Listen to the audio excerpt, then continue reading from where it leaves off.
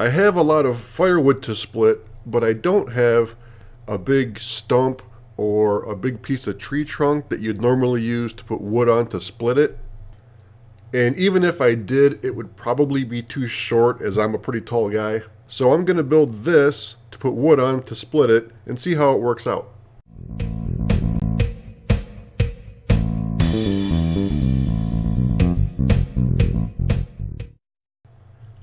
A while back, a friend was putting in a new deck and asked if I wanted the old lumber, and it's old and rotted and full of rusty screws and so forth, but I'm never one to turn down a tetanus shot waiting to happen, so I said, yeah, okay, I'll take it, even though I didn't really have a use for it at the time. But I do now.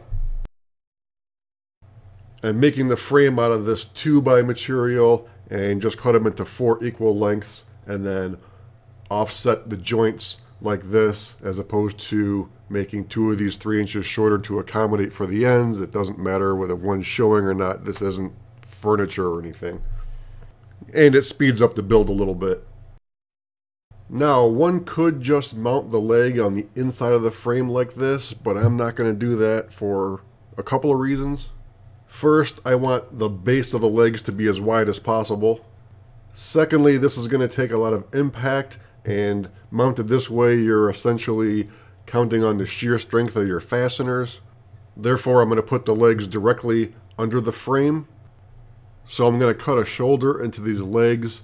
Actually, I'm not much of a woodworker, then maybe that's called a tenon. I have limited woodworking tools. What I probably could use here is a dado stack, but I don't have one, so I'm just going to make multiple cuts across here, about 1/4 inch apart. Knock those out with a hammer, and then go back to the table saw and smooth out those cuts. This method probably isn't the best thing for the table saw or the blade. Probably not the safest thing either. Just making do with what I got. I just got to be sure to make sure to have my safety glasses or goggles or goggles on, whatever.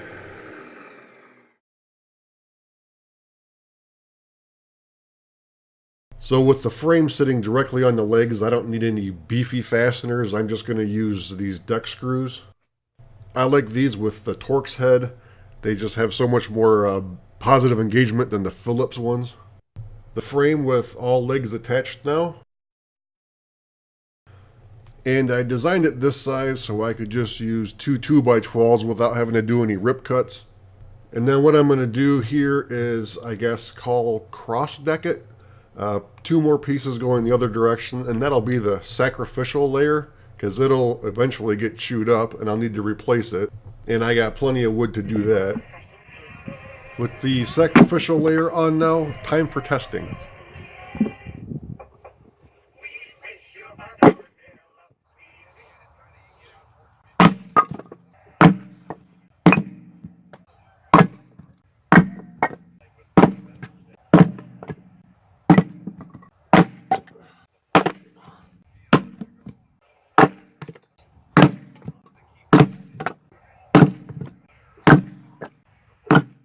This is the second bucket full of splitted wood, we're going to call it. I'm bad at judging lengths, widths, heights, so therefore I can't really calculate cords very well, but I can calculate how many buckets I filled up with wood. And this is how the top is holding up after the first 2 bucketfuls. This is the top after maybe 6 more buckets. It's starting to get a little crater in the middle, but that's not necessarily a bad thing. Sometimes you need that to balance a piece of wood that's not cut quite straight. So I messed up. I did about another 10 bucketfuls of wood, and eventually the top layer did go all the way through, and instead of changing it out right away, I just kept saying, oh, one more log, one more log. And then I had a little one, and I put it right down in the middle of that hole to keep it standing upright and gave it a whack, and then I felt that bottom layer give. So now I got to change them both out and just be more vigilant in the future about changing that top layer before it goes all the way through. And if it does, don't put a log in the hole and then give it a whack. Other than me pushing my luck and giving myself a little extra work, it seems to be working out pretty good.